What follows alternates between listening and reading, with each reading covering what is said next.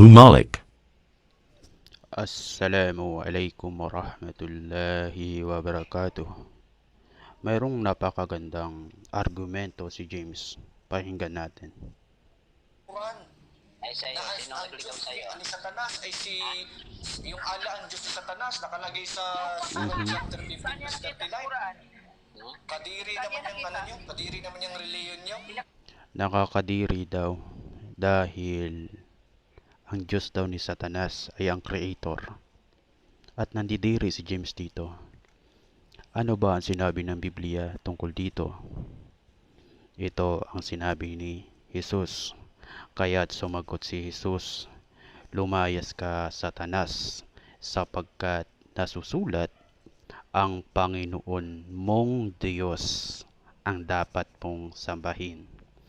Ayon dito, sino daw ang Diyos ni Satanas? Hindi ba siya yung creator? Ha, bro James? Ikaw ba ay nakakaunawa ng sarili mong aklat? Maasalama.